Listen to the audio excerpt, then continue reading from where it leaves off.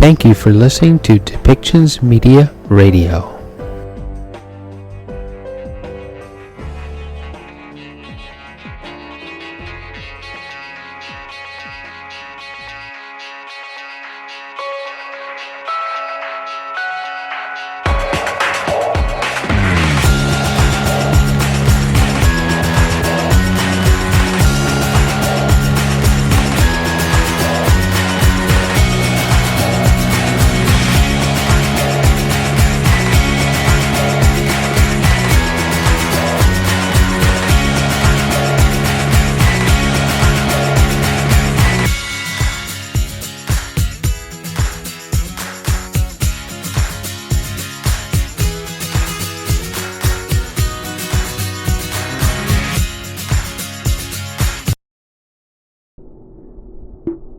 Welcome back to Depictions Media Radio. I'm your host, Michael Clogs.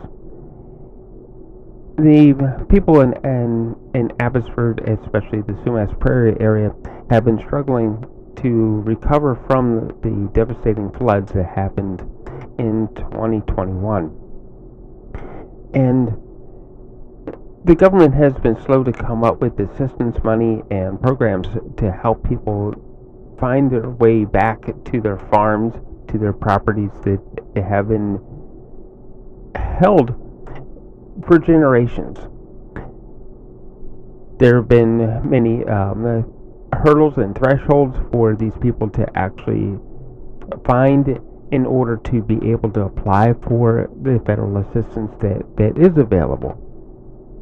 And in this next segment, we're going to hear how some of those thresholds have been lowered and how more money has been able to has been found in order to help some of these families.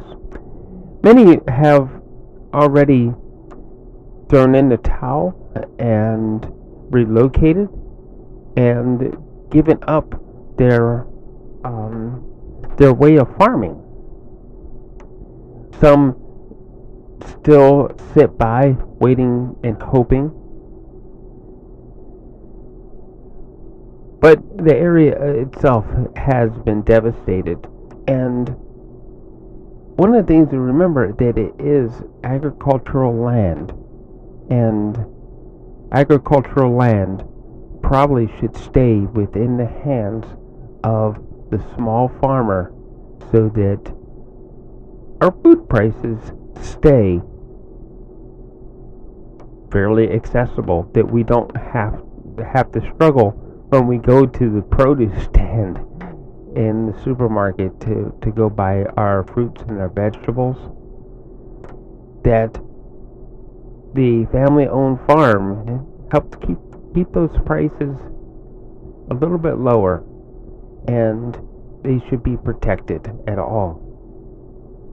And I do mean at all costs, because the end cost is what hits us in the pocket when we go grocery shopping. So let's listen to what Mike Farnworth,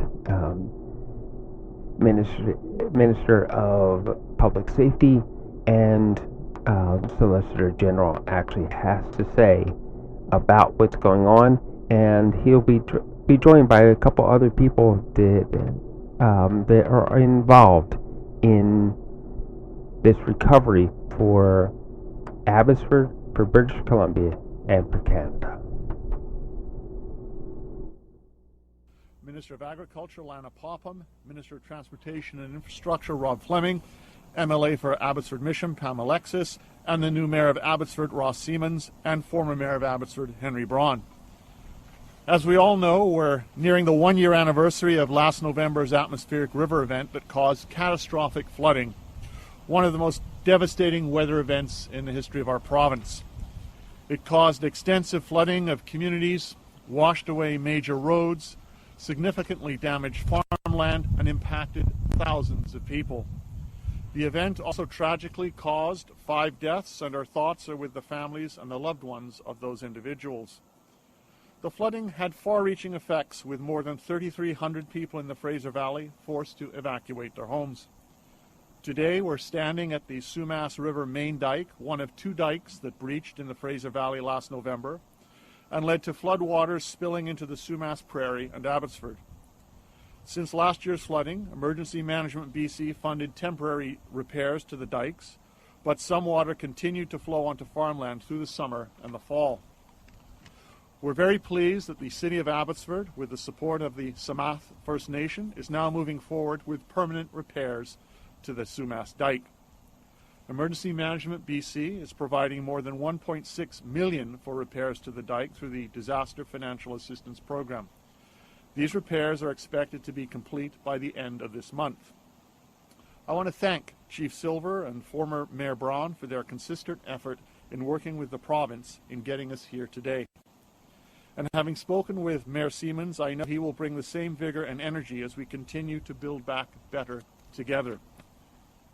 And on that, I want to applaud Mayor Siemens for putting his name forward to continue this complex and challenging but important work with British Columbia and the federal government. But most importantly, with Chief Silver and the Semá First Nation, Chief Alice Thompson and the Lakamal First Nation, and Chief Alice McKay and the Matsqui First Nation. We're encouraged by the collaborative work on solutions for flood mitigation in the Sumas Prairie, and we will continue to support this work as we move forward. Last year's flooding and landslides caused substantial sediment movement and changes to BC's river systems. We've responded with an extensive program to move debris and address these changes, and over 500 debris sites have been cleared so far. And to prevent risks of future flooding locally, more than $41 million in funding has been approved to repair and restore sites on the Sumas River, Clayburn Creek, Kilgard Creek, and the Vetter Canal. There is more work that continues to be underway to remove sediment, repair damaged dikes and river channels, and install new culverts.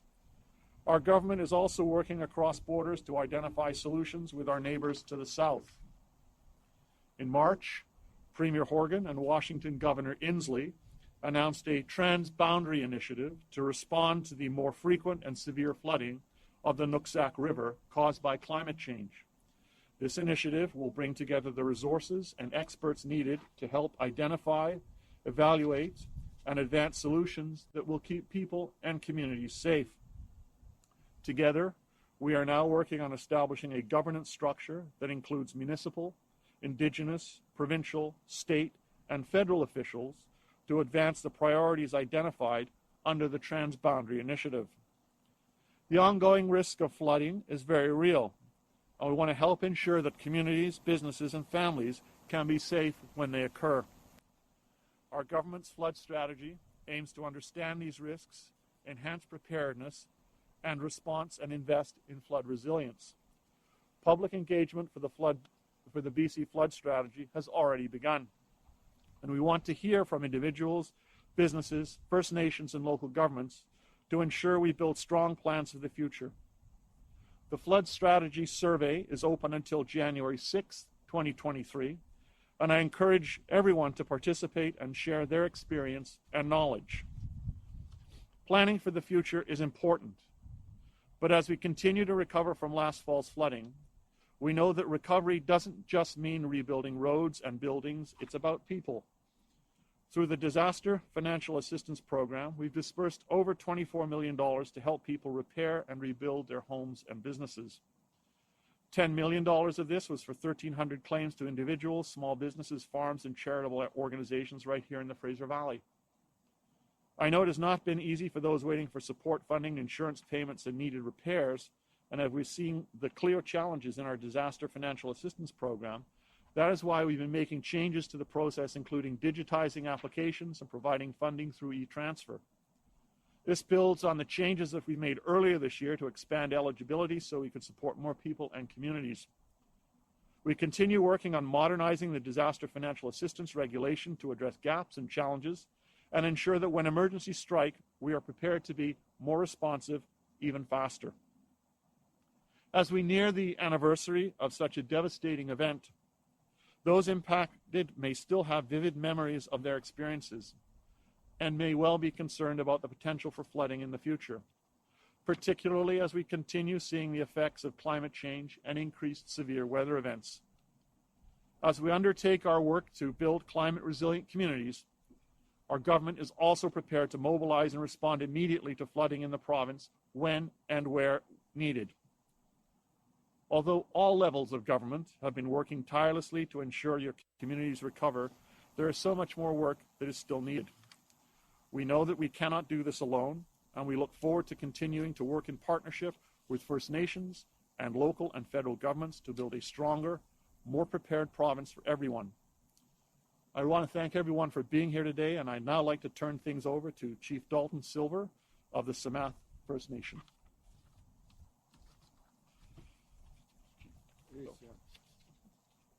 My language, Haichka, Siam, and Siaya. Lamhailtuch is my name. I'm Chief Dalton Silver of the Semá. I have to acknowledge I'm part Chilkoyak as well, the Chilliwack peoples. I want to thank Minister Farnworth, and I want to acknowledge the ministers present, the MLAs, former mayor and Mayor Siemens. I congratulated him earlier. I think over the past I've made a lot of noise. I think and the mayors and others know that the noise I've been making is about our participation in the planning of things like this, of many different initiatives on our lands and territories. Sach tamach, as we say in our language, the lands that are sacred to us. I see, the wildlife and things that are evident here today. The swans were endangered at one time. There were 2 eagles in a tree when we were walking down to visit the site. And that's indicative of our people's presence on the land as well over the thousands of years. And I think this is a start. We've said in the past that we haven't been involved as much as we'd like to. And I commend the provincial government for the legislation around the UN Declaration on the Rights of Indigenous Peoples that will see our involvement in the planning stages for something like this, the catastrophe that happened. I have friends and neighbors that are still struggling now, very good friends from years ago, that are still getting back on their feet on the prairie out here, which was once Sumas Lake. We had a very sad occasion in our community. A young nephew who passed tragically. But you know what? They showed a video of him and he talked about Sumas.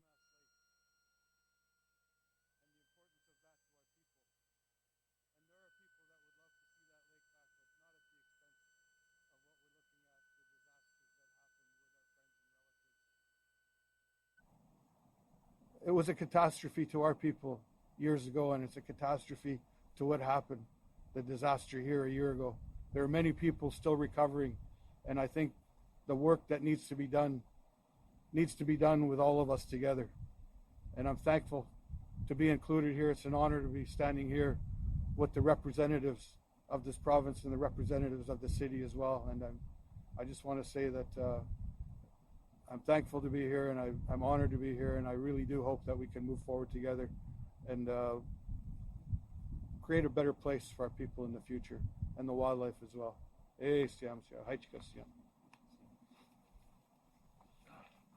Thank you, Chief Silver. And now I'd like to ask Mayor Siemens from Abbotsford to take the podium as well. Thank you. Thank you. It's an honor to be here, and I just wanted to thank my friend Chief Silver for his kind words, and just acknowledge that our families have known each other for a few generations, and we've worked well together, and I look forward to Minister Farnworth, Minister Fleming, Minister Popham, and MLA Alexis. And I have already acknowledged Chief Silver, but I'll acknowledge you again. Thank you. And on behalf of the City of Abbotsford and our council, it is a pleasure to be here today. As the new Mayor of Abbotsford, I'm very happy to continue the important work done by our previous Mayor and Council in advocating for the residents of this great city.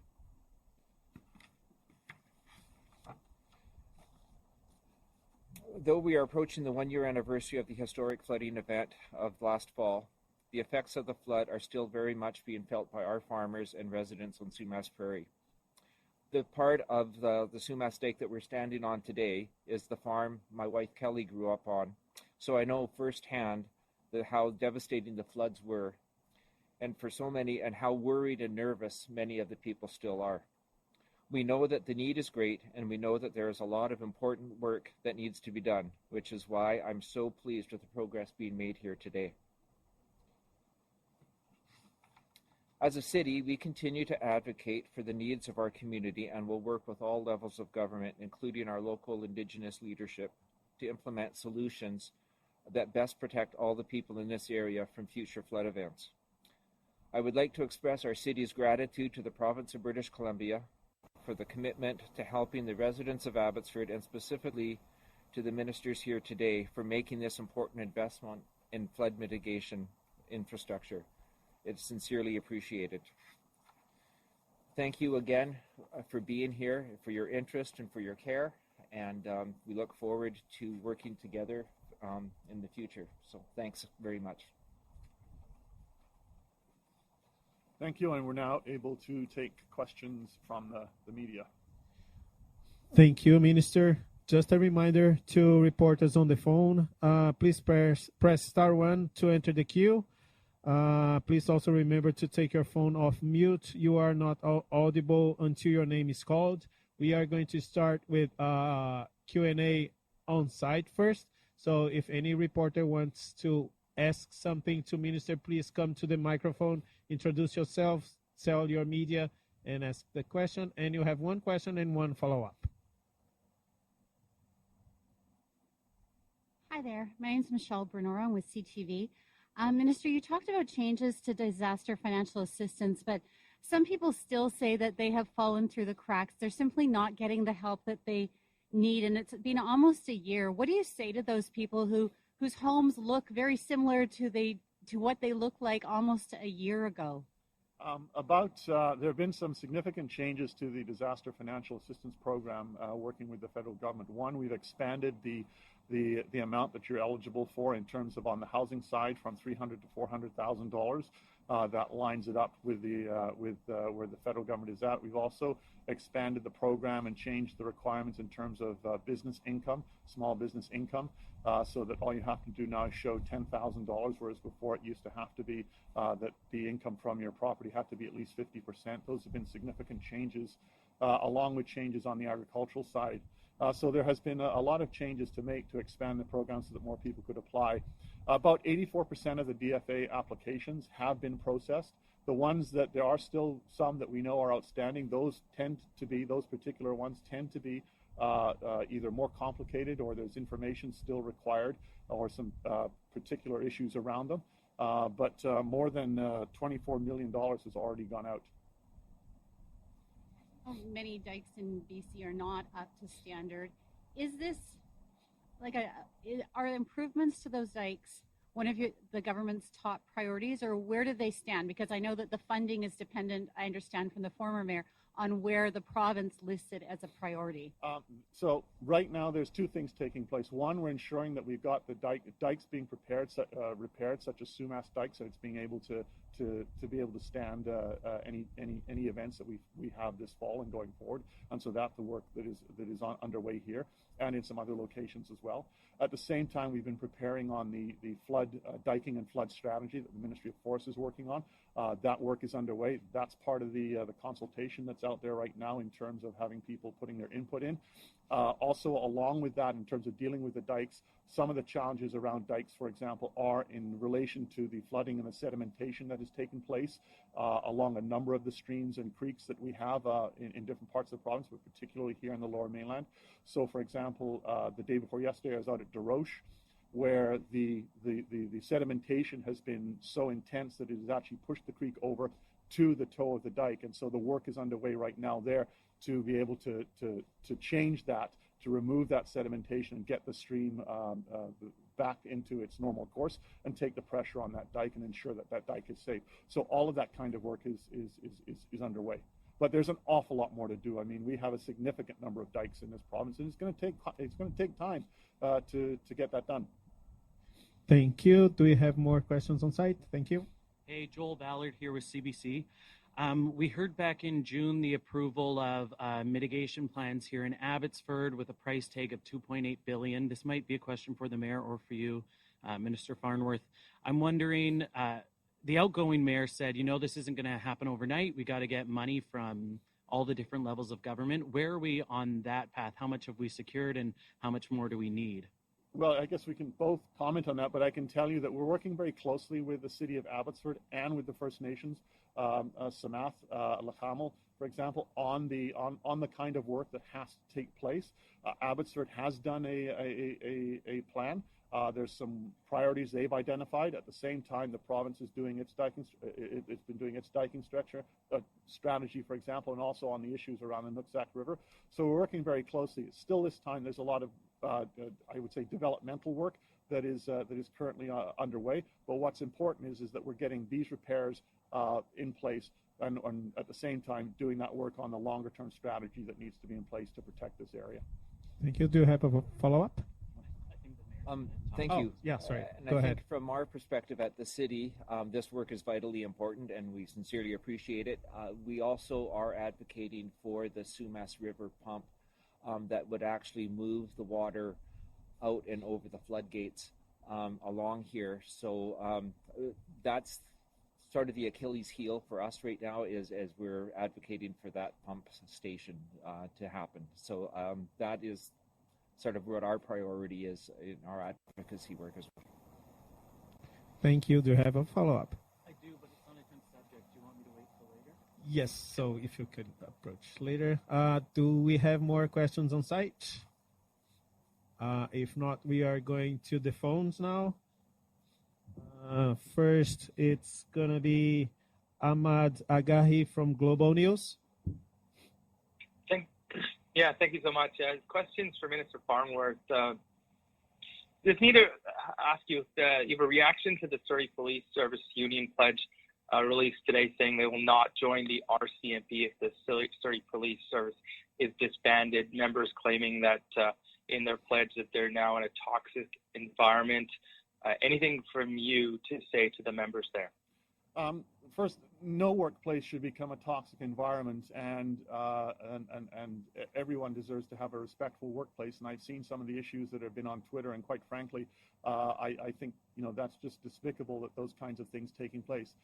That being said, what I can tell you is that the new mayor of Surrey and Council have said that they want to transition back to the RCMP.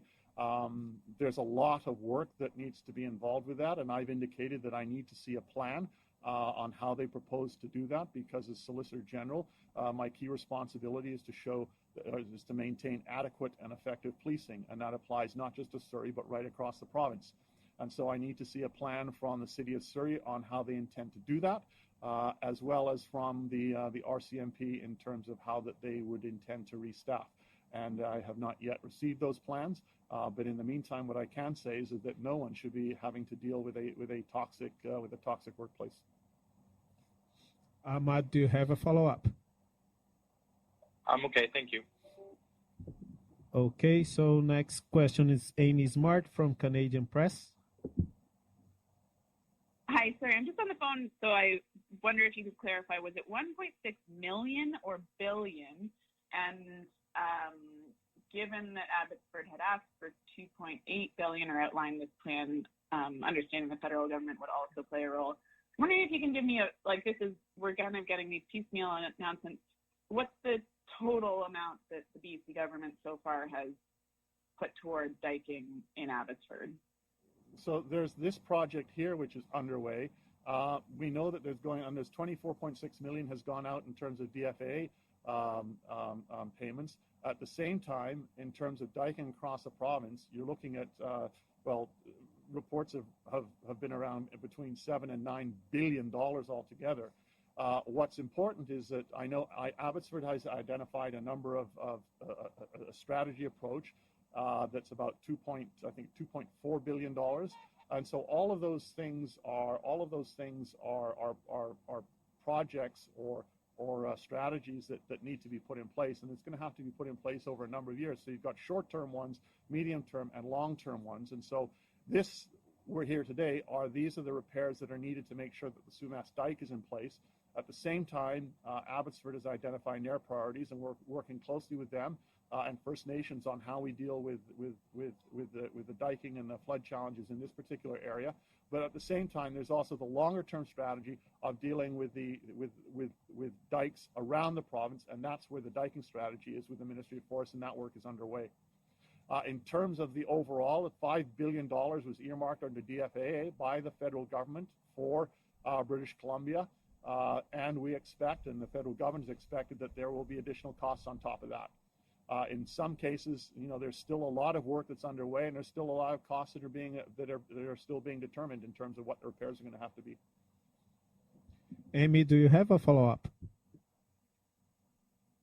Yes, the Build Back Better Together collaborative, which describes itself as an Indigenous-led group of organizations and experts, put out a statement today saying they would like to see the $5 billion dedicated to the approaches they've outlined, including redesigning programs and regulations to boost regional cooperation on infrastructure. Just wondering if you had a response to that, whether you would be looking at their proposals and dedicating funding toward that.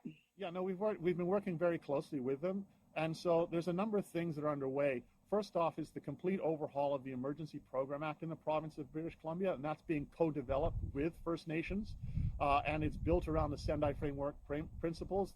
One of the key of which is to understand the risk, and so there's a lot of work underway there, but also to be building back better.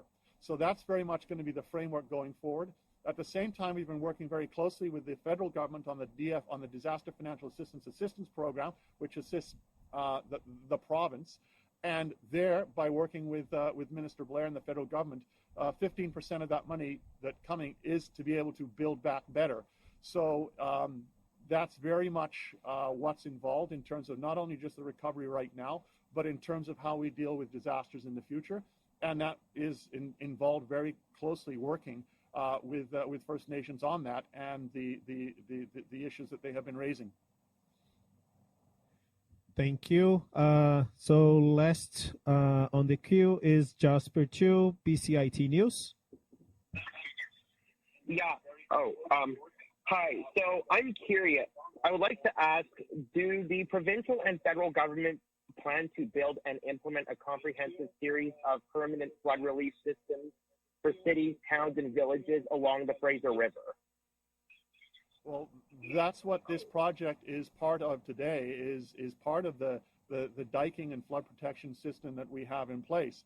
And that's why working with local governments in terms of identifying what are the local priorities that are needed in place, working with Indigenous nations in terms of what are the key critical priorities that they need to see in place, not just here along the Fraser River, but in fact right along the course of the Fraser.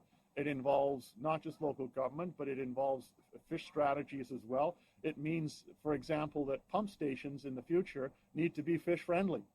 It needs that looking at things such as culverts on choke points need to be either expanded or they need to be replaced by bridges, for example. It's a whole range of initiatives, and it involves dealing with what the local situation in those communities is. It also is involving the fact that we need to have a province-wide diking strategy, that the decision to download dikes to local governments more than 20 years ago was not the right way to go. And that means recognizing that some communities have been able to maintain them, others have not. And it's identifying where those areas are and then having in place the ability to deal with that over time. So as I keep saying, there's a short, medium, and long term. Jasper, do you have a follow-up? Yes, and what communities are you guys currently in consultation and coordination with to improve flood relief systems in the efforts that you've already mentioned? Communities all along the Fraser. Abbotsford is working, very closely with Abbotsford. I've met with the mayor of Mission. I've met with the mayor and council of Chilliwack, regional districts. Chief Silver,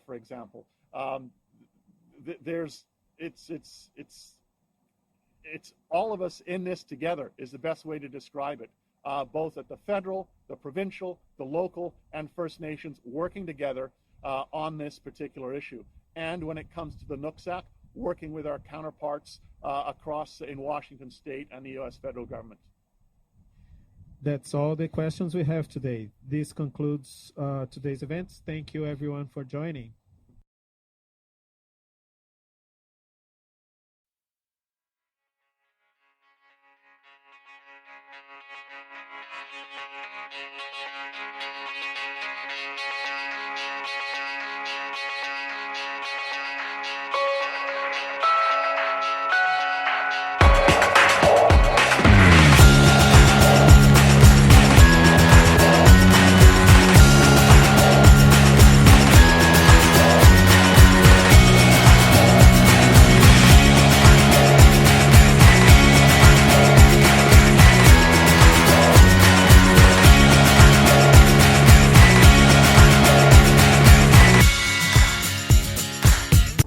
This show has been produced by Depictions Media.